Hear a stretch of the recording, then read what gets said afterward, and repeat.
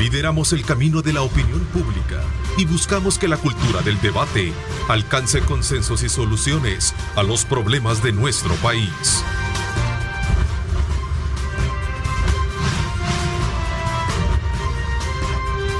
Diálogo con Ernesto López. Son las 6 de la mañana con 31 minutos. Iniciamos un nuevo mes. Bienvenido marzo, ¿verdad? Vamos desde luego contando los días, contando los meses. Cómo pasa inmediatamente el tiempo. Así es que desde ya, bienvenido. Gracias a usted también por estar con nosotros. De igual manera también muy agradecidos con Dios por estas fechas importantes que también nos permiten como familia Megavisión celebrar 30 años de existencia, de estarle dando aportes muy significativos a los salvadoreños en materia de buena programación de televisión, radio también, y por supuesto también ahora en lo digital. Así es que para nosotros es de mucha importancia compartir esta fecha importante con ustedes y sobre todo también en el marco del cumplimiento de nuestro 30 aniversario. Bueno, esta mañana de día miércoles quiero darle la más cordial bienvenida al ministro de Trabajo, Rolando Castro, con quien vamos a hacer una evaluación sobre el trabajo que desarrolla la cartera de Estado y particularmente con el énfasis que ha venido desarrollando en los últimos meses, que tiene como objetivo abrir nuevos empleos, facilitar la apertura de nuevos empleos y por supuesto la incorporación de más jóvenes en la actividad productiva. Bienvenido, ministro, gracias por acompañarnos. No, muchas gracias, Neto. Buenos días al pueblo salvadoreño, a toda tu teleaudiencia y una felicitación a Grupo Megavisión. Gracias. Vamos a invitarlos como siempre para que participen. Recuerden @diálogo21 para que ustedes nos escriban, @Neto López Radio. Están a la disponibilidad de ustedes para que puedan participar, hacernos llegar sus comentarios y de esa manera poder interactuar con ustedes. Así es que desde ya, bienvenidos. A ver, quizás vamos a comenzar un poco con el énfasis de un dato que tengo acá en mi poder, que habla acerca de que alrededor de casi 9,000 jóvenes obtuvieron un empleo durante el año pasado, ¿sí? Sí. Jóvenes que están dentro del plan o programa de jóvenes para ser incorporados dentro de estas oportunidades laborales, ¿sí? Sí. Para poner en contexto, en El Salvador, antes de la llegada del presidente Bukele, en El Salvador se colocaban aproximadamente 11, 12, 13,000 nuevas colocaciones de empleo formal en el país. Mientras que por otro lado, produce un promedio de 100,000 personas aptas que entran a querer aplicar y que están como personas económicamente activas que te demandan empleo. Nosotros cuando llegamos, el presidente Bukele lo que nos dijo es que el Ministerio de Trabajo debía de volcarse fuertemente en programas establecidos a fin de garantizar generación de oportunidades a los trabajadores desempleados en El Salvador. Y es así, Neto, como fortalecemos el Departamento de Empleo, de Intermediación de Empleo del Ministerio de Trabajo, y el año pasado logramos cerrar aproximadamente con 15,000 nuevos empleos, solo la Bolsa de Empleo del Ministerio de Trabajo. En otras palabras, estamos diciendo que solo la Bolsa de Empleo del Ministerio de Trabajo colocó más que el histórico que en el país se colocaba. La Bolsa de Empleo del Ministerio de Trabajo significa apenas la tercera, cuarta parte de colocación de todo un país. Estamos hablando entonces que el año pasado cerramos arriba de 50,000, de 60,000 nuevos empleos. A raíz de eso... 60,000 por todos. A nivel general. En el caso a nivel general. El Ministerio colocó 15,000. Solo el Ministerio de Trabajo colocó 15,000. En esos 15,000 se desarrolló el programa Oportunidades.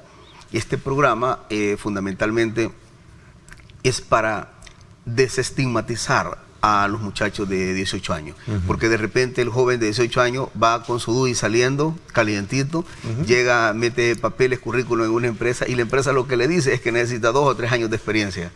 ¿Qué es lo que se ha hecho?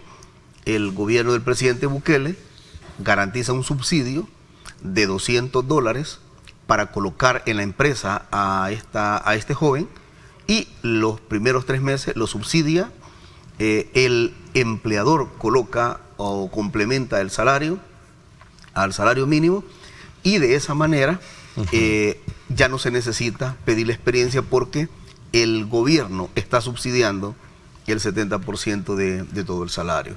Así que de esa manera nos ha funcionado y gracias a Dios hemos colocado esa cantidad de jóvenes entre los 18 y los 21 años de edad. A ver, el ministerio tiene varias responsabilidades. Sí. El énfasis del cumplimiento de las leyes laborales, por un lado, Sí. ¿no?, que también ha sido muy enfático durante el ejercicio Sí. actual, pero también esto de la generación de la promoción, ¿verdad?, del involucramiento directo con los sectores productivos para poder abrir oportunidades, también ha sido un énfasis importante. De Sí. hecho, también han habido grandes acercamientos con el sector privado, ¿no? Sí. Nosotros andamos en este momento lo que se llama la gira por el empleo, que lo iniciamos en la parte oriental, en San Miguel, y en San Miguel llegaron cerca de 900 empleadores en total, empresarios, y con todos ellos estamos trabajando en la parte oriental. De igual manera, recientemente hicimos lanzamiento en Santa Ana con la parte occidental. Llegó una cantidad similar de empresarios a ese evento, y tenemos una red bastante articulada con muchos empresarios en este país, a tal grado que tenemos una intermediación totalmente efectiva. La empresa nos dice, estas son las plazas vacantes que tenemos, estos son los perfiles, y nosotros homologamos los perfiles para hacer la colocación de toda esta mano de obra. ¿De dónde venimos en términos de lo que tenemos hoy en día respecto a años anteriores? Bueno, venimos de una pandemia, venimos de un ejercicio de gobierno diferente, que cuando ya asumen también ustedes al frente del Ejecutivo. Sí. En términos comparativos, creo que ha habido, si se puede considerar, un avance importante en esto. Sí, la colocación de empleo histórico, en el histórico, antes del gobierno del presidente Bukele, 13.000, 14.000, 15.000 empleos, eran lo que los gobiernos anteriores colocaban. Hoy, solo el Ministerio de Trabajo en el año 2022 ha colocado 15.000 nuevos empleos. Estamos hablando entonces que la colocación de empleo del 21 y del 22 ha oscilado aproximadamente en 70.000 nuevos empleos. Por cierto, Neto, el día de ayer yo sostuve una reunión con la alta dirección estratégica de la UFG, de la Universidad Francisco Gavidia, porque recientemente salió un informe de empleo y no coincide lo planteado en el informe con los datos que nosotros tenemos. Así que ayer sostuvimos una reunión muy cordial, muy positiva, y dimos a conocer todos los datos que nosotros tenemos, y nos fue muy bien en esa reunión. A ver, ¿y cómo lograron concatenar ambas resultados? Sí, O mejor dicho, en el comparativo, ¿no? Sí. ¿Qué refleja? Bueno, refleja una diferencia muy grande, muy grande. Por ejemplo, hay un dato que dice de que más de 1.074 empresarios menos en el 2021. Ahí hubo un error de la universidad porque se equivocaron, que por poner más pusieron menos. O sea, fueron más empleadores y el informe lo plantea menos 1.074. Tuvimos una reunión con las autoridades de la UFG y en efecto lograron entender de que habían datos imprecisos en el informe. Bueno, y es que uno de los temas por los cuales se apuesta mucho, no solo desde el punto de vista del acercamiento con sectores que están dentro de la línea de trabajo de ustedes, sino que también en rubros tan importantes que se están promoviendo, el turismo y otras apuestas estratégicas en materia de inversión, ¿no? Sí, turismo, servicio, comercio, y el tema de la construcción, que está teniendo un despegue bastante fuerte.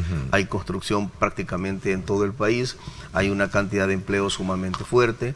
Estamos trabajando junto con Casalco, incluso, Neto, ahorita tengo inspecciones al 100% en las empresas de construcción, porque así lo hemos trabajado incluso con Casalco, porque queremos ver si también ahí se logra mandar un mensaje a nivel internacional de que en ese rubro ya también hemos logrado bastante la erradicación del trabajo infantil, porque en todas estas áreas, recientemente el año pasado anunciamos que en la industria de los productos del azúcar se erradicó 100% el trabajo infantil, y en estos meses también vamos a anunciar el tema de la construcción, porque también andamos haciendo inspecciones. Y esa área está teniendo un despegue bastante fuerte, así que gracias a Dios hay un país que se está llevando a cabo bastante inversión, y nosotros creemos que es producto también de que minimizar los índices de delincuencia y de criminalidad que en el país pasado. Bueno, de hecho es el énfasis a la cual muchos le han puesto, digamos, como el énfasis de decir de que somos un país ahora con un clima de seguridad favorable para el tema de las inversiones. Incluso llevó esto a ser tema en el abordaje financiero internacional recientemente, ¿no? Sí, sí. Una de las calificadoras reconoció eso, y además de eso, tú ves de repente que hay países bastante grandes, bastante desarrollados, que de repente en escuelas, en lugares públicos, ataques colectivos que están llevando a cabo, porque esos países sobreviven fundamentalmente de la industria del arma, y potencian bastante, hay menos criterios, menos requisitos para accesar a un arma, y esos países, incluso que en un momento considerábamos que eran los países más seguros del mundo, hoy son países más inseguros que El Salvador, y gracias a Dios en El Salvador se respira un clima de mucha paz, mucha tranquilidad. Ayer hablábamos en una comunidad y decíamos que hoy la madre y el padre puede permitir que su hijo salga de su casa y sabe que va a regresar, mientras que en aquel momento que las pandillas tenían el control territorial del país, uno de repente una llamada esperaba una noticia muy mala. Así que gracias a Dios los índices están mejorando bastante. A ver, ¿cuáles de los rubros de alguna manera acoge más esa línea de acción, de promoción y de aceptación de más generación de empleo? Sí, el tema de servicio, el tema de, como repito, la construcción. Nosotros siempre son los que más, donde se genera más el empleo, a eso ese es el énfasis de mi pregunta. Se está haciendo una generación de empleo bastante fuerte, y nosotros cada mes y medio, damos a conocer incluso el top 5 de los rubros donde mayoritariamente está haciendo un despegue bastante fuerte el país. Ministro, a esto se suma también un programa que tiene que ver con la promoción de trabajo en países como, bueno, Estados Unidos, que lo asumió Relaciones Exteriores. Sí. En el caso de ustedes se quedaron con Canadá, y creo que también hubo ciertos acercamientos con algunos países en Europa, ¿no? Sí, Cancillería se queda con Estados Unidos y nosotros nos quedamos con el mundo. O sea, nosotros estamos haciendo gestiones. Bueno, primero en Canadá tenemos una relación muy fuerte, muy estrecha en tema de migración laboral. Es más, en primicia a esta hora de la mañana en este canal, anuncio que ya se está preparando el segundo contingente de este año que sale con destino a Canadá. Este es finalizando prácticamente el mes de febrero, estamos anunciando ya la salida del segundo contingente que sale para Canadá. Nos está yendo muy bien. Canadá está ofreciendo visas de trabajo por 2 años, y neto hoy lo puedo decir, antes no lo podía decir por el mismo tema de delincuencia. Todos los trabajadores que están yendo para Canadá, los salarios mínimos que llevan son los salarios que un ministro gana en El Salvador. Y además de todas las garantías, porque les pagan vivienda, les pagan todos los gastos pagados. O sea, ellos todavía les queda mayor liquidez que la que le puede quedar a un ministro con un salario en El Salvador. Funcionario. Así que le está yendo bien. Estamos trabajando ya, afinando la punta del lápiz con España y con Italia. Ya estamos afinando los datos, y además de ello, esta gira que acabo de hacer en México, que logré sostener una reunión con la secretaria del Trabajo de México, que es la homóloga de El Salvador en Ministerio de Trabajo, y gracias a Dios también hablamos del programa de migración laboral, entre otros puntos que también logramos hablar con ellos. A ver, México representa sin duda alguna un país de tránsito, de mucha migración, y es donde muchos estudios se centran en poder analizar el termómetro de la migración como un factor de las cuales en sus países de origen estas personas o estos grupos que migran son el reflejo de lo que está pasando. El Salvador ha tenido desde luego altos y bajos. Muchos creen que también en términos estadísticos ha bajado el tema de la migración de salvadoreños, y eso es producto de cómo se está viviendo el clima ahora y de la generación de oportunidades que se están dando, ¿no? Hoy que estuve en México revisábamos los datos y resulta que tú tienes de repente Guatemala con el 23% de migración irregular. Tú tienes a Nicaragua, a todos nuestros vecinos andan entre el 15 y el 20, y El Salvador aparece allá bien abajo con apenas un 7% de migración irregular. O sea, el comparativo con todos los vecinos de Centroamérica y probablemente de América Latina, somos el país que menos migración irregular tiene. También estudiamos que, en la investigación que hicimos, que el 60% de todos los deportados que regresan a nuestro país vienen de Estados Unidos y el 40% vienen de México, pero todos absolutamente tienen el tránsito por la vía de México.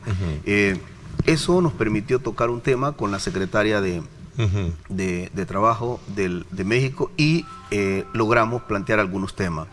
Número uno, cómo logramos que el migrante retornado, Neto, nomás se baja del avión cuando lo vienen a dejar y la primera llamada telefónica que hace es al coyote diciéndole que va el próximo viaje. Que quiere regresar. Correcto. Y lo que queremos es cacharlo en el momento que él llega al país y ofrecerle un empleo formal. Eso lo estuvimos analizando con la secretaria del Trabajo de México, y además de eso, lo que planteamos es la construcción de un enfoque de emprendedurismo, porque a veces hay personas que dicen, pues yo no quiero tener un empleo formal, lo que yo quiero es ser un emprendedor, quiero salir adelante, quiero ser un empresario.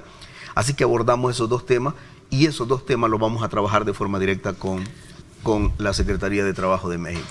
Paralelo a esos temas también surge el tema de las violaciones de derechos humanos, pero también el tema que tiene que ver con quienes se prestan precisamente para poder comercializar con esas voluntades de migración, ¿no? Sí. ¿Se abordó ese tema con ella? Abordamos el tema... popularmente conocido como el tema de los coyotes. Los coyotes, sí. El abordamos ese tema, y también abordamos el trato que se le está dando a nuestra gente cuando son detenidos en México. Y la ministra nos garantizó, la secretaria nos garantizó que incluso hoy con el gobierno del actual presidente López Obrador se ha tratado de humanizar un poco este enfoque, a tal grado de que ya no es la forma como anteriormente tenían a las personas, un poco enjauladas. Bueno, un poco lo que hace Estados Unidos, ¿verdad? Que el trato que hace a los migrantes de cualquier parte del mundo los trata peor que un delincuente. En México está tratando de humanizar un poco este enfoque. Eso fue lo que planteó la secretaria. Y por otro lado, también hablamos de ver cómo erradicamos las causas. En El Salvador, Neto, habían dos causas elementales por las cuales nuestra gente salía. Número uno, es por la falta de oportunidad, y número dos, por el tema de la delincuencia. El tema de la delincuencia, el presidente Bukele prácticamente lo ha erradicado, casi erradicado, y el tema de la construcción de oportunidades las estamos trabajando fuertemente. Hoy, con esta gira que hicimos a México, existe el compromiso de que vamos a trabajar de forma conjunta para ver cómo erradicamos y eliminamos esas causas, que son la creación de oportunidades acá. Y por eso hablamos de un enfoque de emprendedurismo y el otro enfoque con empleo formal. Pero también hay una cosa, Neto, hay trabajadores en México ya de forma regular. Sí. También hablamos por ello. Okay. También hablamos por ello porque esta gente que está en México, que son nuestros compatriotas, no tienen acceso a la seguridad social, por ejemplo. Sí. Así que lo hablé con ella, hay un compromiso de incluir a estas personas ya a la seguridad social de México. Seguridad social implica no solo salud, sino también el sistema previsional. Y también me reuní con la Conferencia Interamericana de Seguridad Social, a tal grado de que logramos cotejar prácticamente con todas las instituciones. Y vamos por eso, y ya los equipos técnicos quedan dándole seguimiento a todos estos acuerdos. Ok, iba a hacer énfasis en ese tema relacionado con el acogimiento que México en su momento ha dado a los migrantes, especialmente en El Salvador. Muchos salvadoreños se acogieron a un derecho de asilo, los cuales permitían estar legalmente en México, pero también poder trabajar. Pero sin derechos entonces a servicio social. No tenían. Hoy se logró. De seguridad social. Se mantiene vigente este. En esta gira logramos hablar con el Centro Interamericano de Seguridad Social, que se dedica a eso, y también logramos hablar con la Secretaria del Trabajo de México, y ambos adquirimos compromiso de que esta gente que hoy reside en México y que no ha tenido la oportunidad de accesar a la seguridad social, va a accesar Dios mediante la seguridad social. Ahora, habían 2 o varios programas, hablando muy específicamente de México, que tenía un programa de cooperación y de inversión en el país para atacar aquellos lugares que verán identificados como donde la mayoría de personas estaban migrando. ¿Cómo está ese programa? Sí, es un proyecto de jóvenes construyendo futuro, así se llama, y ese proyecto ha sido manejado por Tejido Social en una cooperación que México inyecta una cantidad de plata fuerte, pero que El Salvador pone una contrapartida también de carácter financiero. Administrado por la Embajada de México, entiendo, directamente. Quien ha administrado en estos periodos anteriores todo ese recurso. Fueron 30 millones, ¿verdad? Sí, ha sido, se asignó en ese momento a Tejido Social, y Tejido Social en concordancia, en coordinación con México y con la Embajada han llevado a cabo esto, que ha sido, bueno, es más, nos presentaron ahí los resultados positivos que se han tenido logrado de este esfuerzo, y entiendo, según me dijo la secretaria, que viene uno y que puede ser incluso más grande que el asignado anteriormente. ¿Cuáles son las experiencias que se recogen y cuál es el avance que se tiene de esta, digamos, de este cabildeo, de este acercamiento con países de Europa? ¿Se logra, se ve cerca, o la situación que envuelve al mundo, particularmente por la crisis que se maneja Europa, por el conflicto Rusia-Ucrania, ¿podría verse de alguna manera estancado todos estos esfuerzos? Recuerdo que ministro, estuvo usted en España, en Italia, ¿verdad? Que eran países que podrían acoger también temporalmente a trabajadores salvadoreños. Sí, ya Italia ha enviado la información, también España, y en España lo único que estamos haciendo es solo verificando unas cosas que nos comprometen a ambos países, y que los tiempos que nos dan de plazo son muy cortos, y estamos pidiendo como una ampliación un poco. De ahí absolutamente todo ya va en firme. No, el mundo tiene 2 enfoques. Uno, la guerra que hoy se sostiene entre Estados Unidos y Rusia, que la desarrollan en Ucrania, y que está teniendo efectos devastadores para el mundo entero, el tema inflacionario a nivel mundial. Pero también está la otra situación, que en Europa, en Estados Unidos y en Canadá hay una gran ausencia de mucha mano de obra. Esa es una realidad.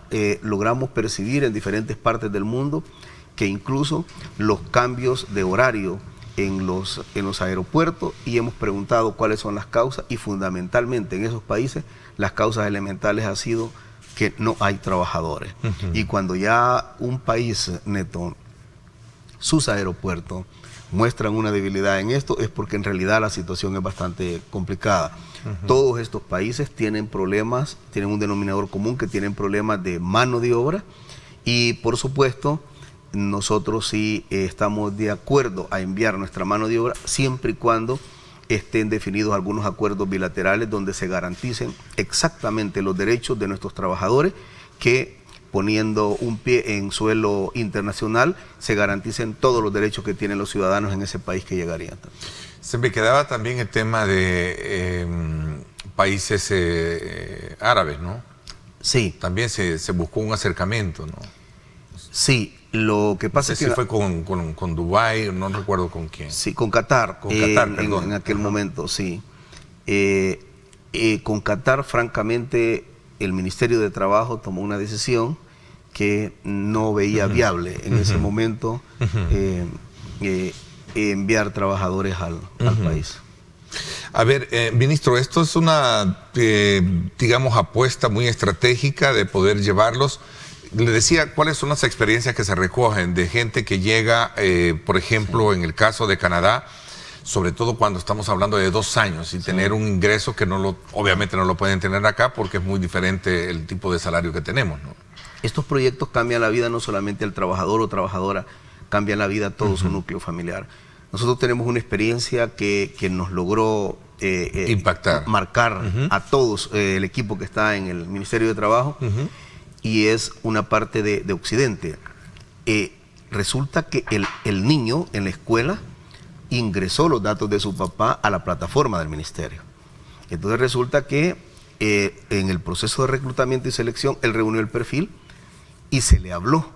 Entonces vía el mismo correo que habían enviado electrónico. Entonces nosotros no sabíamos. El niño contesta y luego dice que en efecto que su papá va a llegar. Cuando su papá llega al Ministerio de Trabajo, era una persona de Occidente que no conocía San Salvador y que además era tanto su nivel de pobreza que ni siquiera teléfono tenía para contactarse. Entonces ahí, en el equipo del ministerio, hace una pequeña colecta, le consigue un teléfono humilde, pero el otro problema era que él no tenía energía eléctrica en su casa, se tenía que pasar al otro lado a poner esa energía, a cargar el teléfono. De esa manera se armó todo, se envió a... Él así se llamaba, yo soy cuidandero de 4 manzanas de terreno que estoy ahí. Y resulta, Neto, para no hacer larga por el tiempo, que hoy esas 4 manzanas son de él, tiene su casa y además de eso tiene 2 trabajadores trabajando en la agricultura acá, mientras él está en Canadá. Son cosas que... Son las historias con las que quería cerrar un poco este tema, porque sé, al igual que esa historia, conozco de otras en particular, pero que tienen ese mismo, digamos, sentimiento de solidaridad, de admiración y sobre todo de bendición, pues, porque para alguien que no tiene oportunidades, tenerlas así de la noche a la mañana, creo que es una gran bendición. Bueno, ministro, vamos a hablar entonces ahora de responsabilidad. Vamos ahora al énfasis del trabajo también laboral, de las leyes, el cumplimiento y todo que el ministerio tiene. ¿Parece? Okay, voy a hacer una pausa. Gracias a quienes nos están escribiendo a esta hora de la mañana. Vamos a darle lectura también a todas sus preguntas. Pausa y regresamos.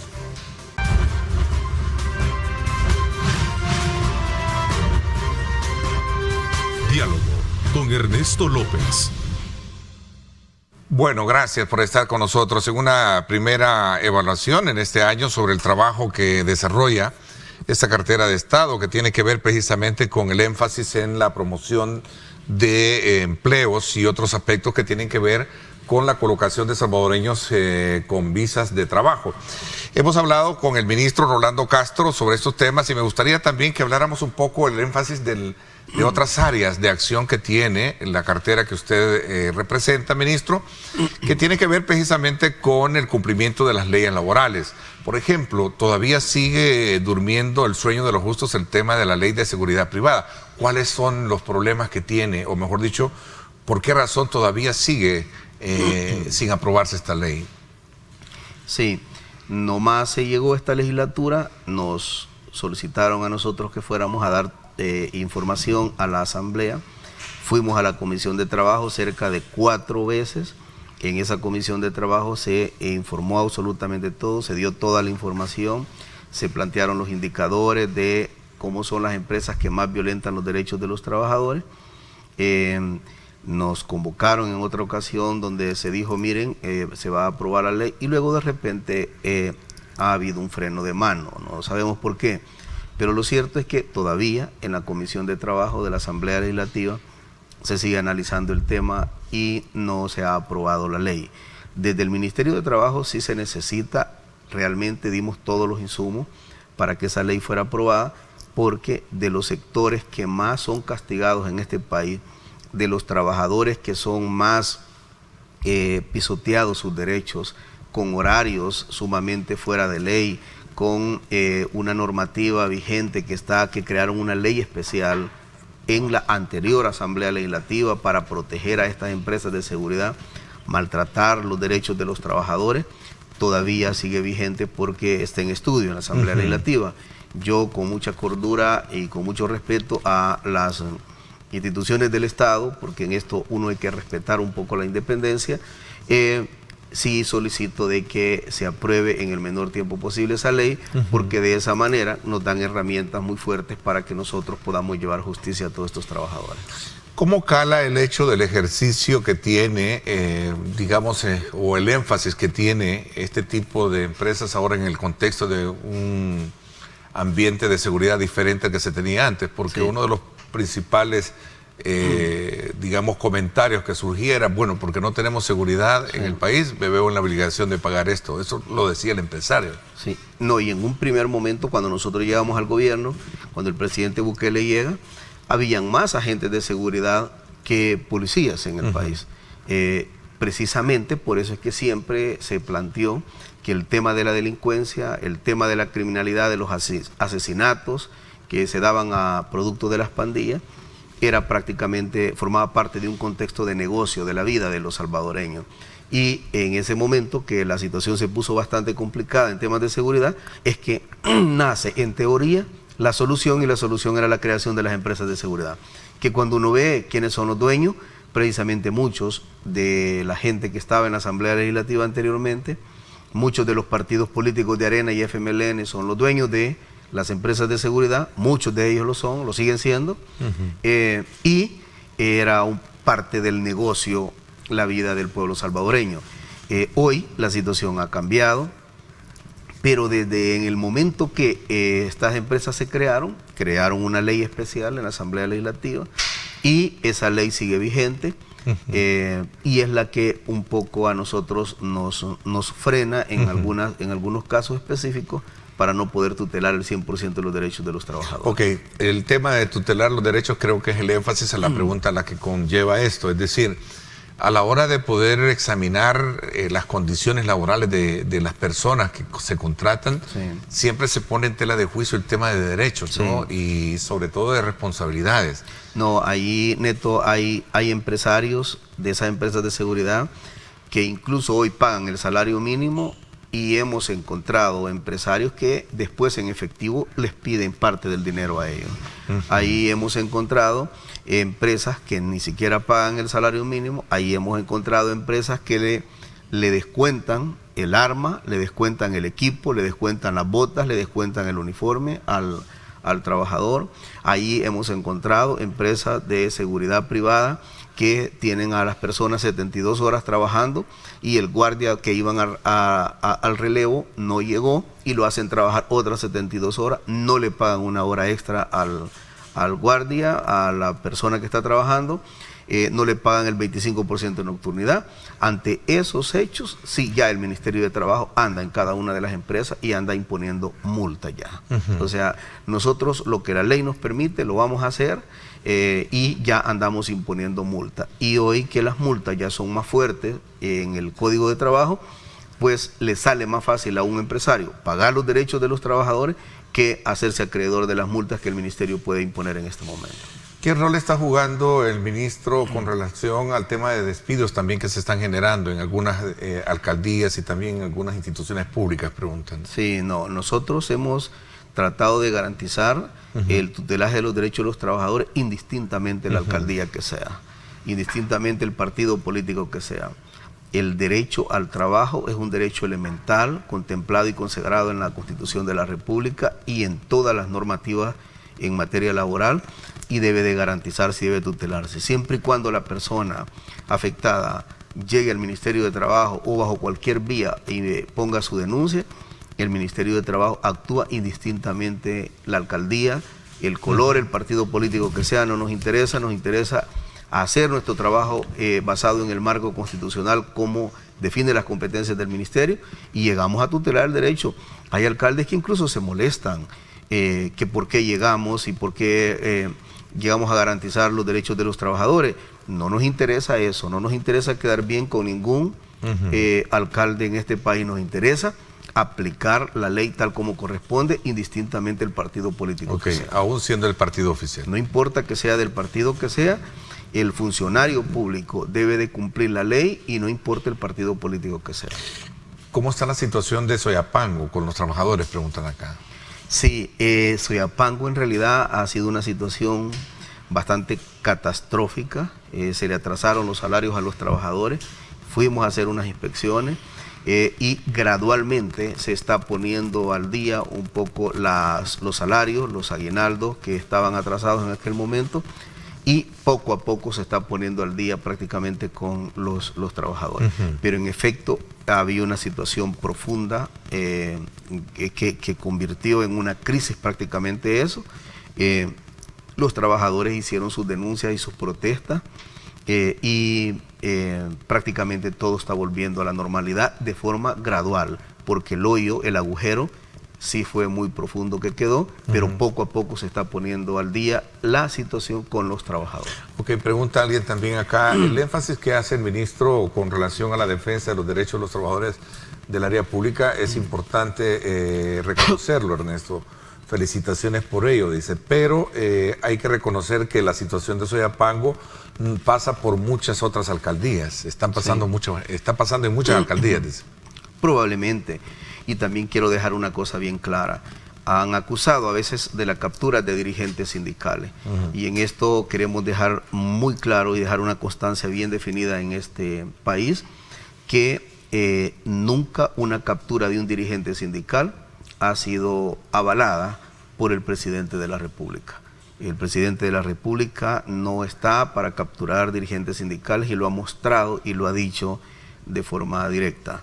Por lo tanto, a veces han habido unos ataques diciendo que el presidente ha capturado dirigentes sindicales, no ha capturado el presidente dirigentes sindicales y por el contrario se trata de garantizar que el derecho al movimiento sindical se garantice y se tutele, y prueba de ella es que el presidente decidió tener en esa cartera de Estado a una persona que ha sido dirigente sindical en su vida.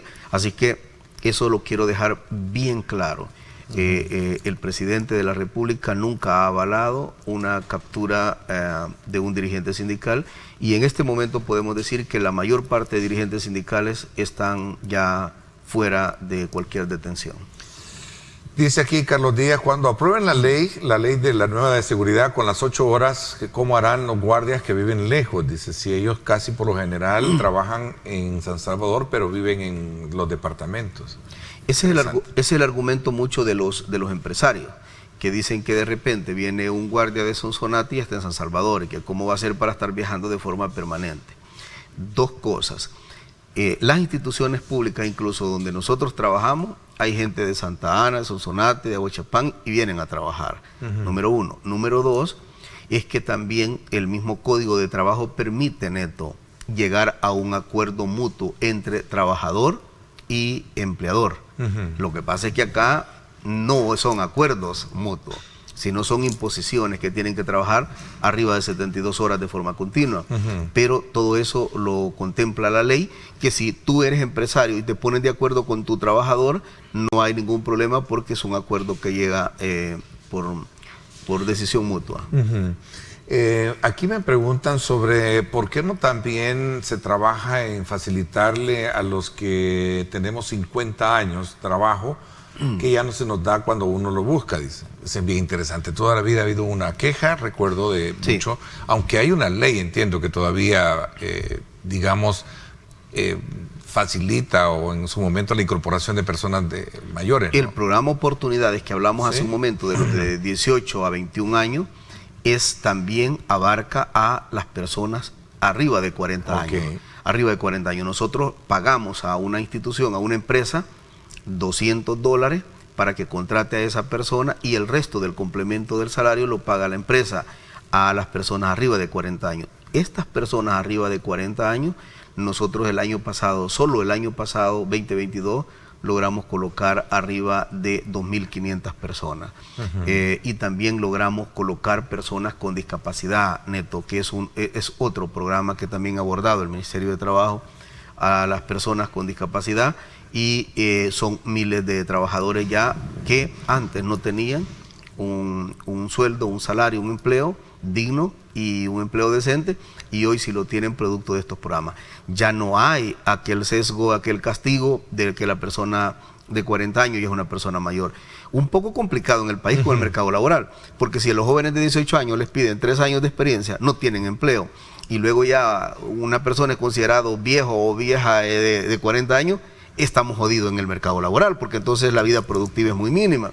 No, todo eso se está logrando romper, y por eso es que está el programa Oportunidades, porque financia el salario por 3 meses de estas personas de 18 años sin experiencia y las personas arriba de 40 años. A ver, me hablan mucho acá en el tema muy en particular también relacionado con el énfasis de atacar todos aquellos evasores de sus responsabilidades previsionales para el derecho provisional, ¿no? Sí. Recientemente hubo una tercera fase del Ministerio de Hacienda, entiendo que se juntaron varios ministros. Son dos cosas. El Ministerio de Hacienda lleva a los evasores de los impuestos eminentemente fiscales. Y el mes pasado yo presenté en sede fiscal a arriba de 1.200 evasores previsionales. Son aquellas personas que te descuentan a ti, al trabajador o trabajadora, la retención del seguro social, la retención del impuesto sobre la renta y la retención de el sistema previsional. Se quedan con la plata. Pero hay otro evasor que paga estos dos impuestos y no paga la mora previsional, a tal grado que en este país hay más de 100.000 trabajadores netos que los empresarios no les pagan la retención legal. Ellos ya fueron denunciados a sede fiscal y es más, la fiscalía ya está actuando. Incluso ya están algunos empresarios detenidos producto de la evasión y producto de quedarse con el dinero de los trabajadores y no enviarlo a los destinos que corresponden. Ahora, estamos hablando de qué cantidades o términos porcentuales, o se ha logrado enmendar a partir de el énfasis con la que su administración al frente de la cartera ha llegado a poner. Nosotros hemos denunciado hasta este momento 1.700 empresarios que se quedan con la plata de los trabajadores, 1.700 empresarios en total, y están afectando estos 1.700 empresarios a 109.000 trabajadores en este país. O sea, no estamos hablando que son poquitos, son 109.000 trabajadores los afectados por la mora previsional, y hemos denunciado a esa cantidad, 1.700 empresarios que ya están en sede fiscal y que incluso la fiscalía ya está actuando con ellos. A ver, tengo acá otra pregunta, ministro, porque el énfasis también de despido no solo se da a nivel de alcaldía, sino que de instituciones públicas, dice.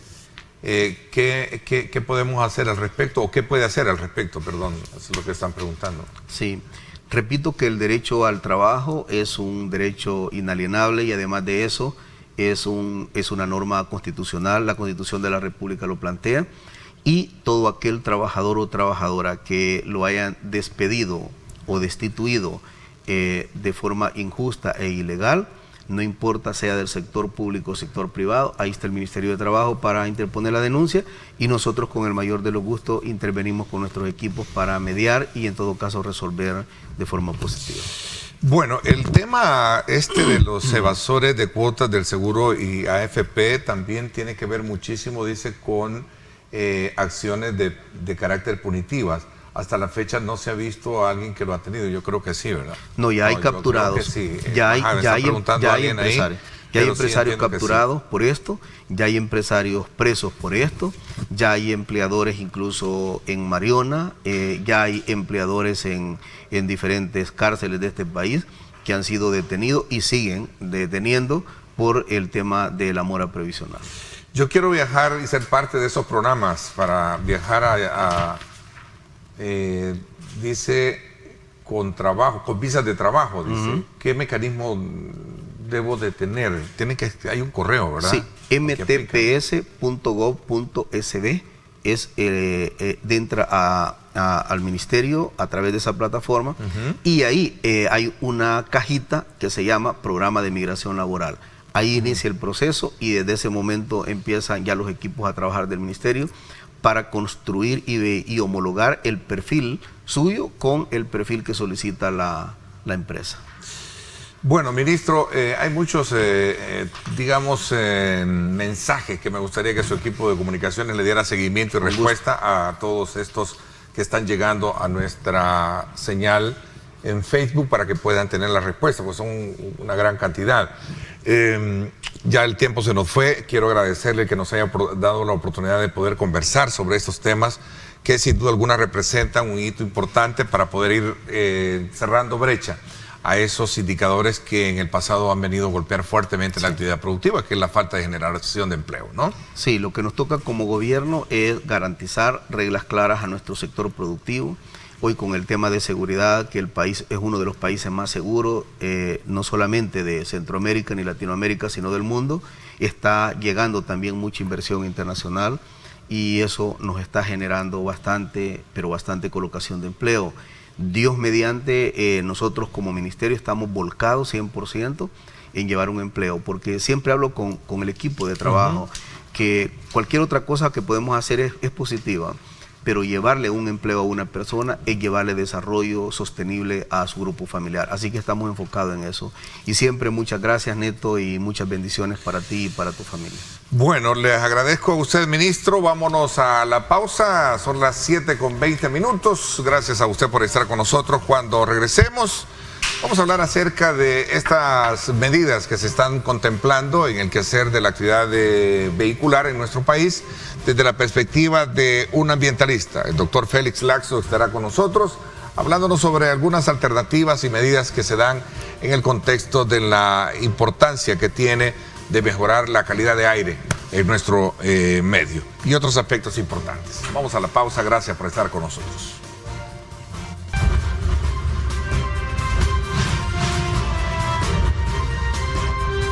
Diálogo con Ernesto López. Bueno, gracias por estar con nosotros a esta hora de la mañana, 7:23. También es propicia la hora para poder conocer cuál es el estado que tenemos de tráfico en las principales arterias de nuestra ciudad capital. Vámonos al oriente de la misma, allá al sector del Boulevard del Ejército, para que usted pueda apreciar cómo está el tráfico, la movilidad en estas imágenes. Lo podemos ver que hay una lentitud tanto del carril que va hacia el oriente de la capital como también el que da ingreso por el sector de la ex terminal de buses de Oriente y la conexión misma también que se tiene con el Boulevard Arturo Castellano, ex Venezuela, ¿verdad? Ahí lo tenemos precisamente prácticamente parado el tráfico a esta hora de la mañana. Ese es algo muy común encontrarlo particularmente a esta hora de la mañana, sobre todo cuando muchos nos desplazamos a nuestros lugares de trabajo, a nuestros lugares de compromiso laboral o de acción normal diaria que tenemos los salvadoreños. Vamos también a otro sector. Vámonos, como siempre, a la avenida Jerusalén, que es una que conecta con las principales arterias. Ahí puede usted apreciar cómo están también los carriles que van de sur a norte o norte a sur, respectivamente. Y esto pues nos da la pauta para decirle a usted, pues así está el tráfico en esta zona. Tome en consideración cualquier tipo de, opciones que más hay, aunque reconozca que sin duda alguna este tema es uno de los que se está comentando, tratando, a partir de las medidas que están haciendo las autoridades de darle carriles segregados, así como también carriles reversibles, como lo hemos conversado con el ministro de Obras Públicas precisamente esta semana. Está con nosotros un destacado ambientalista, ex nominado al Premio Nobel de la Paz 2020 también, el doctor Félix Laxo, a quien hemos invitado esta mañana para que nos hable precisamente sobre esta situación del tema del congestionamiento vehicular, su impacto en el medio ambiente y todos aquellos aspectos que tienen que ver con la polución urbana, la cual se desarrolla primordialmente en las áreas mayormente pobladas y que puede también desarrollarse por diversas variables, desde orígenes naturales como también otros que vamos a tratar la manera de conversarlos esta mañana. Félix, gracias por venir al programa y aceptar nuestra invitación precisamente. en el contexto en el cual todos nos estamos preguntando, bueno, ¿qué está pasando en nuestras calles? Sí. Bienvenido. Bueno, muchas gracias, Neto, siempre tú muy amable en tus invitaciones. Realmente lo que sucede, hay una sola palabra, ¿verdad? Polución, contaminación. Si tú te pones a pensar, el parque vehicular en nuestro país es de 1,5 millones de vehículos y se aumenta mensualmente 10,000. Ojo, 10,000 vehículos aparecen cada mes en nuestro país. De tal forma que los niveles de polución son increíbles. Naturalmente eso lleva a unos antecedentes físicos como por ejemplo la dificultad en la movilidad, que por cierto felicito a las autoridades porque esa solución del tercer carril pues me parece adecuado. Mas sin embargo, y aquí voy a mencionar algo específico, por ejemplo cuando se viene de Apopa hacia San Salvador, antes de llegar a la gasolinera que está en la esquina, donde termina la Troncal del Norte, hay un cruce a mano derecha y yo no logro entender cómo es que el Viceministerio de Transporte ha permitido la ubicación de una pluma. Entonces ahí, donde se hace el cuello de botella, aparece una pluma. Entonces, con todo respeto para el señor Viceministro de Transporte, le sugiero que consideren la posibilidad de remoción porque ahí viene una cantidad de tráfico que puede cruzar a mano derecha a aparecer ahí por el lado de la universidad.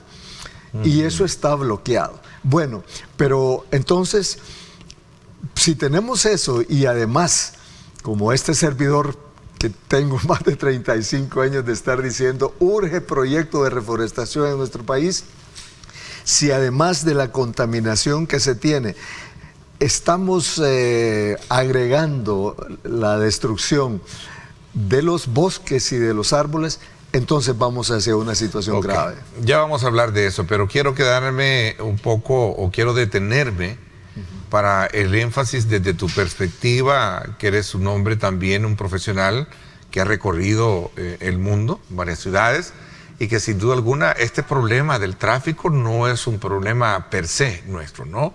Este es un problema que se da en la mayoría de ciudades que están, como tú dices, densamente pobladas, ¿no? Y por eso tú haces énfasis, mira, más allá del impacto que esto tiene, hablemos de la polución, es decir, del grado de concentración que tiene, de sobrepoblación que tiene una ciudad. Bueno, ahí quizás lo que deberíamos de pensar, mi querido Ernesto, es qué se puede hacer. Y realmente la solución de la movilidad es escalofriante. En otros países, lo que tú me hacías la pregunta, yo por lo menos siempre he sido, soy una persona que creo de que aquí en nuestro país tan sísmico, y que yo dicho sea de paso, entiendo que en México, que es otro país sísmico y que tiene esa posibilidad de subterráneo, pues realmente se tendrían que haber hecho unas mediciones extraordinarias, ¿verdad? Pero la otra solución, y creo que... Quédate ahí, porque tú tocaste un tema que a lo largo de la historia, en el pasado, se ha hablado y se ha desestimado a partir de esa tesis, de que es importante que en el país nosotros tengamos un subterráneo, un software, ¿verdad? Sí, pero el punto es que también surge la discusión, pero es que nosotros somos una ciudad altamente sísmica. Hombre, y México no es un problema, y no es una ciudad que está montada en una laguna. Efectivamente, por eso te decía. Y tiene un subterráneo. Bueno, creo que tiene también otras áreas más aéreas, ¿no? Que fue el problema que tuvieron, no solo subterráneo, sino que también lo tiene aéreo, ¿no? Que fue un problema que tuvo un gran accidente recientemente, pero no fue por un sismo. No, fue por un problema parece que de mantenimiento. No sé si todavía está en una investigación ahí el caso. Pero donde quiero llegar yo es que a veces las discusiones paran las grandes soluciones. A eso Totalmente de acuerdo. Y como pudiéramos utilizar otro argumento, bueno, entonces, ¿qué vamos a hacer? Crucémonos de brazos y no hagamos nada. No, pero ahí en cuanto al transporte está la posibilidad de lo eléctrico, digamos, de tranvías, ¿verdad? Otra cosa, y yo aquí, con todo respeto para los señores encargados de la movilidad en el país, pienso que no se hacen las suficientes investigaciones en cuanto a los niveles de población, por ejemplo, y pequeños detalles que nosotros en el país como que no abonamos. Dicho sea de paso, quiero decirte algo. Todo lo que voy a hablar yo de problemática medioambiental, a lo cual tú me has invitado cordialmente, esto está sucediendo a nivel mundial. Aquí no se salva nadie, aquí no queda nadie con cabeza, ¿verdad? Porque realmente los problemas son gigantescos. Entonces, voy a la parte del transporte del tranvía. Vamos a hablar de eso cuando regresemos porque me están pidiendo una pausa comercial. Porque tú hacías, con la primera etapa de tu introducción, decías, bueno, o sea, si esa es la discusión que no me lleva a una solución, entonces apaguemos las luces y nos vamos. Y nos vamos, ¿verdad? Sí. O nos echamos a dormir. Sí. Pero no, el mundo tiene que seguir su ritmo, ¿no? Sí. San Salvador debe de seguir su ritmo, el país lo debe de seguir. ¿Cuáles son las medidas que, de acuerdo a tu, digamos, experiencia que recoges y que nos va a llevar, desde luego, al elemento per se, que es el de mejorar los niveles de contaminación que tenemos, a mejorarlo desde el punto de vista de movilidad, claro, que llegamos a tener a partir de las medidas que se puedan implementar? Perfecto. Vamos a hablar de esto cuando regresemos. Gracias por estar con nosotros. Son las 7:32. Gracias por sintonizarnos.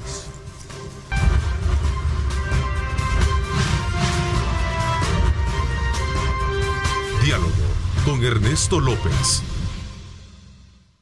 Bueno, gracias nuevamente por estar con nosotros. Qué bueno que también despierta la inquietud de usted para estarnos haciendo llegar sus comentarios con relación a este tema que todo lo estamos padeciendo. Y cuando decimos que todo lo estamos padeciendo es que verdaderamente esto conlleva a que le pongamos el énfasis de responsabilidad, no solo para trasladársela a la autoridad como tal, sino que también a la responsabilidad que debemos de tener nosotros a la hora de estacionarnos, a la hora de también ocupar esos espacios que se generan con el tema del tráfico en particular, porque ese es el énfasis por el cual estamos hablando. Claro. Y a propósito, fíjate que está sucediendo algo en el país y yo no sé realmente qué es lo que pasa. No quiero decir palabras groseras, pero aquí de repente tenemos no sé cuántos accidentes cada minuto, y cuando tú ves el hombre que iba en sentido contrario, todo el mundo le avisa, pero él no hace caso y de repente choca, y cuando se baja tú vas a pensar que está pues ebrio, pero no, ¿verdad? Entonces aquí, y justo cuando venía al canal, acabo de ver un choque que, pero Dios mío, uno de estos dos tenía que venir dormido. De tal forma que hay una cantidad de cosas. Ahora, tú mencionabas algo y quiero decir, yo realmente quiero felicitar a las autoridades porque se les ve la intención de hacer algo a esta problemática. Por ejemplo, esa carretera que va a ir de Los Chorros al occidente, que va a ser una obra realmente... ¿De cuál me estás hablando? De la gigantesca. Del viaducto de Los Chorros. De Los Chorros. Eso es una obra gigantesca y yo realmente felicito al ministro de Obras Públicas. Bueno, ¿verdad? Que ya se comenzó a hacer la licitación. La licitación, exactamente. De todo el proceso, ¿no? De tal forma que yo lo que veo es que todo el mundo está tratando de hacer algo, lo cual es bueno, ¿verdad? Y eso me alegra. Pero fíjate que a propósito, la palabra, como te dije al principio del programa, iba a ser polución. Y tengo que hacer, lo vuelvo a hacer por segunda vez, la aclaración de que esto que voy a decir prácticamente es para todo el mundo. Porque quiero mencionarte, con tu permiso, otra problemática gigantesca, la basura.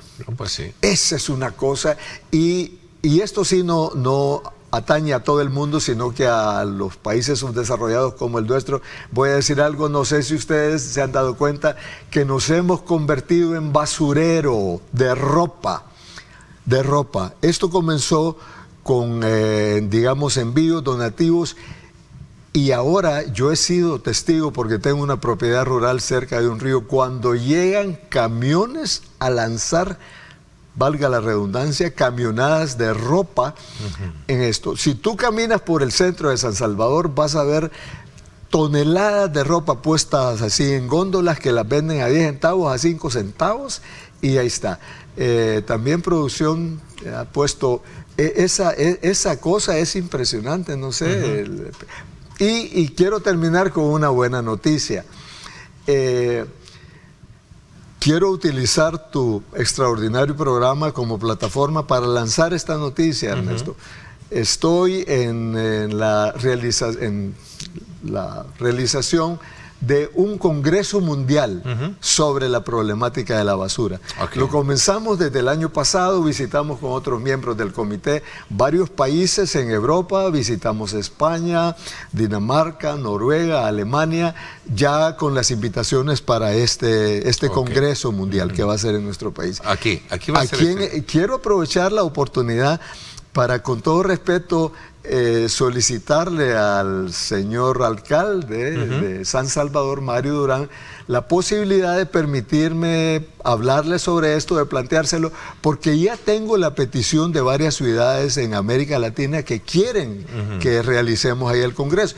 Yo, por supuesto, quisiera hacerlo en San Salvador, pero de tal forma que eso va a depender en la medida que me escuche esta gente, ¿verdad? Estoy hablando porque va a ser un protagonismo para nuestro país extraordinario. Ok, déjame, ahí está el mensaje. Regresemos porque nos quedamos en el tema. ¿Qué medida podemos tomar para lidiar un poco, desde tu perspectiva, el tema del tráfico y cuyo impacto no golpee fuertemente el medio ambiente, ¿verdad? Tú hablabas del tema de tranvías, hablabas de un transporte masivo, se hablaba de muchas cosas, pero aquí hablamos del viaducto en el caso de los chorros y otras obras de infraestructura de comunicación vial que se están haciendo. Aquí te voy a introducir un elemento que no hemos hablado y que es importantísimo, ojo, importantísimo, el aspecto cultural. La gente quiere llegar al lugar donde va en su carro. Mira, hay ciertos colegios no muy lejanos de aquí, donde el padre de familia quiere llegar con el niño hasta la puerta del colegio, por el amor de Dios. Y a veces yo veo que la cuadra donde está el colegio está vacía, pues que él se pudiera... Libre para aparcarse. Para aparcarse un minuto, ¿verdad? Pero no, quiere dejar al niño en el lugar. Yo respeto, por supuesto, estoy solamente planteando comentarios. Entonces, pero eso es uno de tantos eslabones sueltos en este... No, pero perdóname, es que quiero llegar al más importante. El hecho de que tú vayas y tengas el deseo y la posibilidad de querer viajar en un transporte público, esa es la cosa. Que cuántos de nosotros, de los que nos están viendo, ¿verdad?, nuestros queridos televidentes, que andan en su vehículo, están en posibilidad, en disposición, con el deseo de... Claro, yo sé que aquí me van a decir un millón de razones, pues sí, pero es que los buses están todos destartalados. Por eso es que estamos hablando de las soluciones que tú me has pedido, ¿verdad? Entonces, si de repente yo presento vuelvo a lo del tranvía, ¿verdad?, una cosa extraordinariamente bonita, agradable, y se están viendo las posibilidades de lo que pasa. De repente aquí se han abierto nuevas líneas, por ejemplo, las líneas de transporte que está utilizando turismo. La gente que llegan a los puertos y al aeropuerto, eso dan ganas de subirse a esto, ¿verdad? De tal forma que es una cosa que una lleva a la otra. En la medida que mejoremos el transporte, ahora yo sería también de esperar de que la gente se iba a decir, hombre, voy a utilizar el vehículo. Pero si yo tengo 5 carros en mi garage y uno para mí, uno para mi señora y uno para cada uno de mis hijos, no vamos a llegar a nada. Eso pasa también porque el tema que estás tocando es una realidad. No tenés un transporte público que te genere las condiciones, o sea, favorables. Vaya, en el tema de seguridad se ha logrado menguar bastante, ¿verdad? El tema de la inseguridad que antes la tenía a la mano. Pero ahora, si me permites, otro punto interesantísimo, y parece que esta mañana estoy con muchas felicitaciones para el gobierno central. Hay un fenómeno, fíjate los fenómenos interesantes que te estoy planteando. Aquí va otro. ¿Por qué es que está todo centralizado en San Salvador? Las escenas que vimos al inicio antes del programa es todo el mundo yendo a San Salvador, norte viniendo a San Salvador, sur viniendo a San Salvador, este viniendo. Entonces, es urgentísimo, es urgentísimo. Descentralizar, que no todo esté en San Salvador. Y administrativas. Exactamente. Y dicho laborales. Sí, fíjate que yo te he estado poniendo cosas puntuales, ¿verdad? Entonces, me parece que Fiscalía está haciendo esto, lo cual felicito al señor fiscal de ser así. Los juzgados, el sistema de juzgados. Hay unos supermercados que están haciendo esto. Y fíjate que yo hace poco fui a unas zonas aquí por Suchitoto y todo, y me encanta ver, por cierto, se utiliza un término que es ancla, ¿verdad? Llega el ancla a esos centros comerciales, que son los restaurantes ya conocidos, sí, ¿verdad? Y luego el supermercado y todo.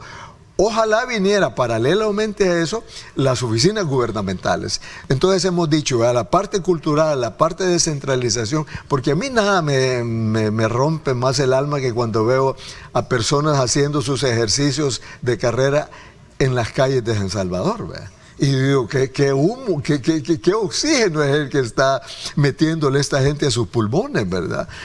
De tal forma que, y aquí vuelvo a una de mis pasiones, la arborización.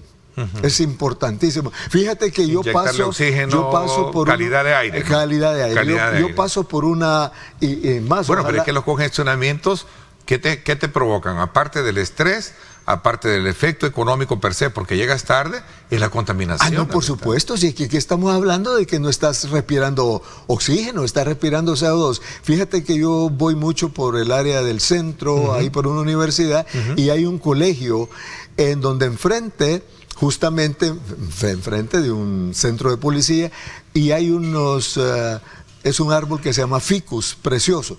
Y cuando ellos se tienen la necesidad de de derramarlo, por supuesto, pero dejan el tronco, como decimos en salvadoreño, pelón, ¿verdad? Y yo digo, caramba, y esta gente, por favor, un llamado a la gente de las alcaldías, no le quiten todas las hojas a los árboles cuando van a derramarlos, dejen aunque sea otro término salvadoreño que me encanta, un ñuñuco, ¿verdad? De hojitas, ¿verdad? Un poquito de hojas. No escuchar el ñuñuco, pero bueno, sí, te entiendo, porque por lo menos no lo peloneen todo, ¿no? No lo peloneen, ese es otro, no lo peloneen. Entonces, y aquí va otra cosa también que va al fondo. La gente desconoce cuál es el proceso verdadero del árbol. Ellos no saben. Fíjate que para la pandemia, el COVID-19, yo lancé una campaña que era reforestar para respirar, y el centro de la campaña era, ¿verdad que usted no se ha puesto a pensar lo importante que es el oxígeno? ¿Por qué? Porque usted ahorita que vamos al fondo, usted respira en automático, tú respiras en automático, nunca te habías puesto a pensar, hombre, yo respiro como tragar saliva, y ahora que vino el COVID-19, hasta entonces me di cuenta, miren, si yo respiro, ¿y qué es lo que respira? Oxígeno. ¿Y quién da el oxígeno en las ciudades? Los árboles. Interesante tu punto de vista. Voy a hacer una pausa. Cuando regresemos, no hemos hablado también del ordenamiento urbano, desde el punto de vista de lo que se ha hecho en el centro de la capital, por ejemplo, que se han logrado despejar calles y que ha logrado también mostrar, ¿verdad?, lo que estaba escondido por años, que son edificios históricos, pero más que eso es también el tema del ordenamiento y el tema de la basura, que era el que tú ponías como ejemplo, que también vamos a irnos a ese otro lado también de la moneda. Bueno, también quiero aprovechar este día miércoles, en este inicio de mes de marzo, darle la más cordial bienvenida también a un nuevo patrocinador, Las Perlitas, la perfección en cada gota, que estará con nosotros para que podamos también beber calidad de agua. Así es que desde ya pues les invito a que ustedes pues consuman Las Perlitas, así como nosotros la vamos a tener este mes y quizás de manera permanente, ¿verdad? Esperamos que nos acompañen. Gracias por la confianza. Aquí estamos. Gracias. Vamos a la pausa y regresamos con más.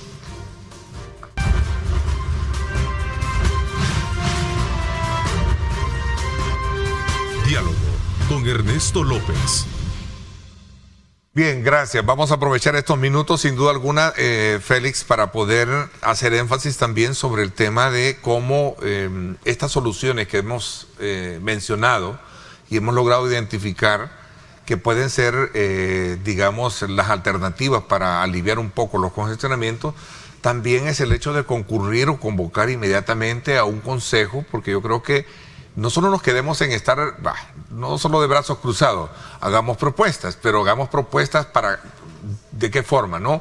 En la que tienen que concurrir actores importantes, ¿verdad? No solo dejarle la responsabilidad, entendería yo, a las autoridades, porque nosotros, tú hablabas del tema cultural, sí.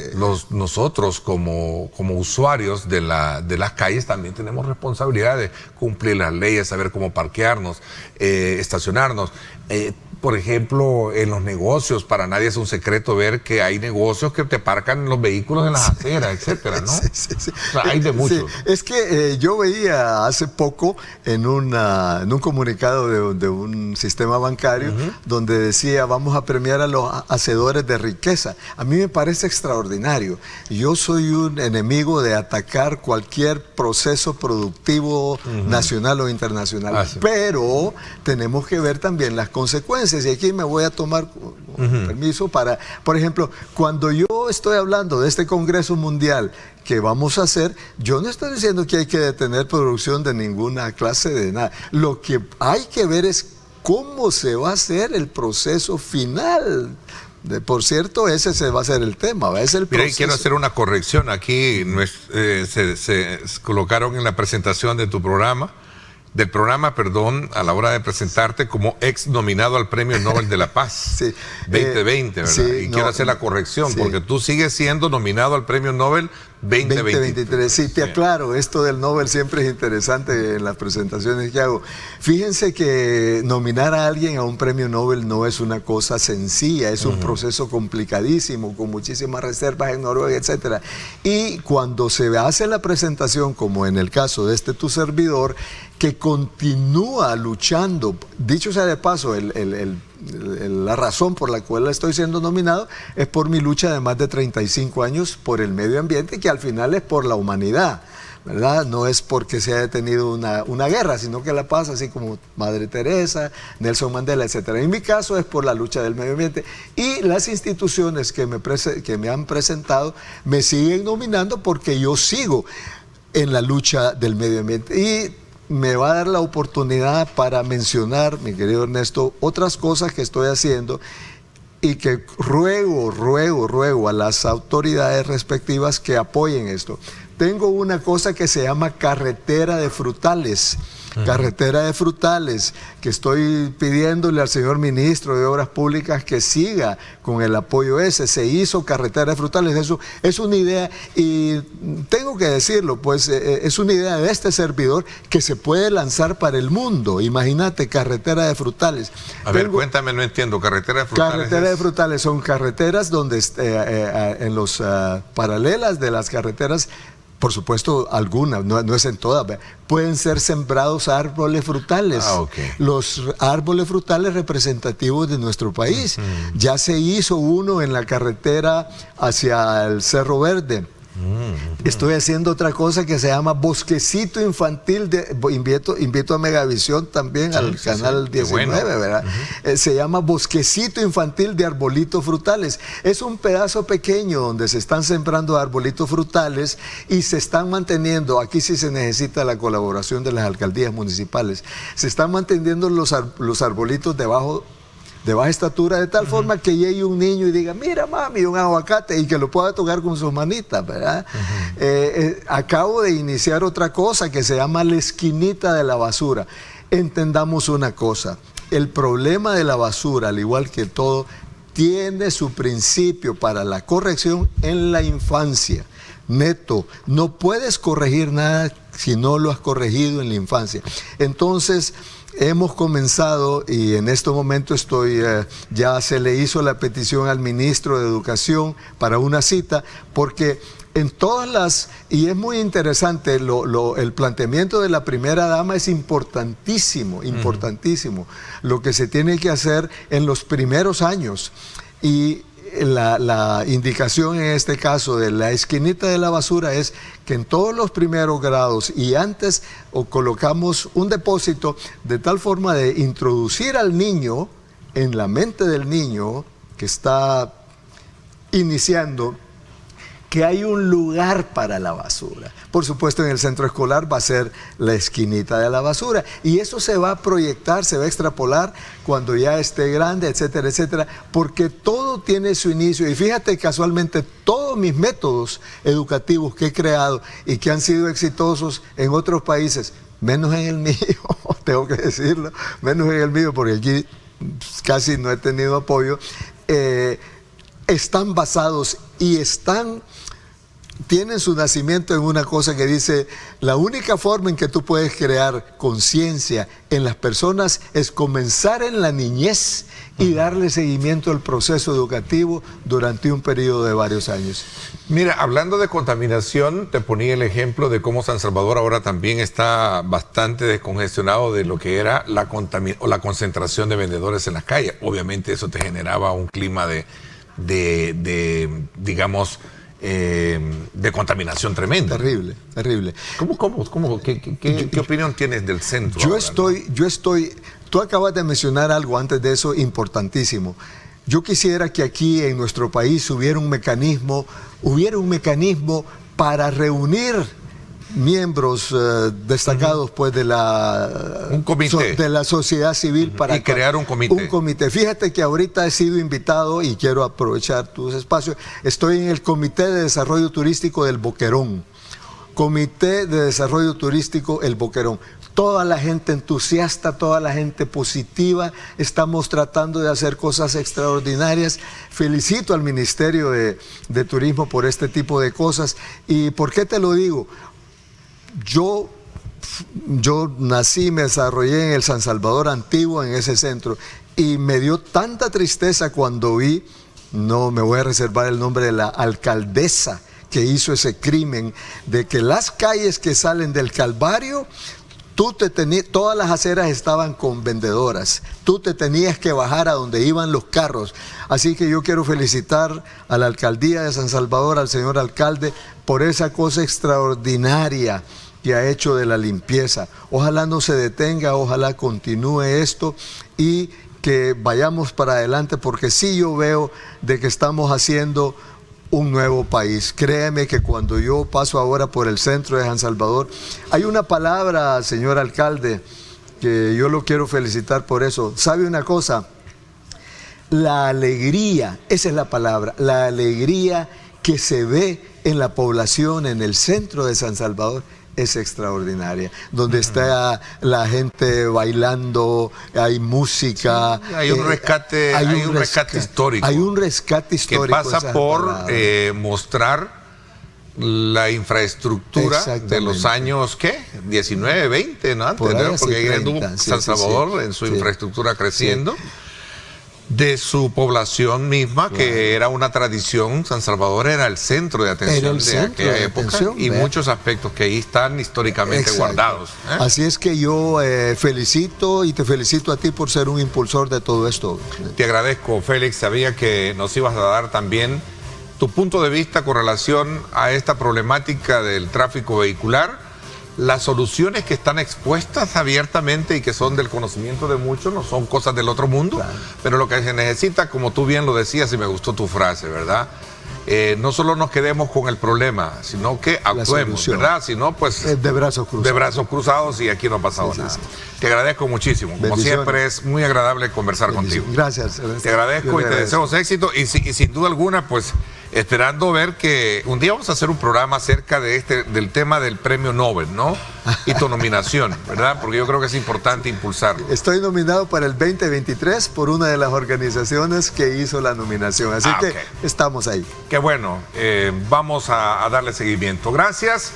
Por mi parte, eso es todo por hoy. Pásenla bien y como siempre recuerden lo más importante, amar a Dios sobre todas las cosas. Lideramos el camino de la opinión pública y buscamos que la cultura del debate alcance consensos y soluciones a los problemas de nuestro país.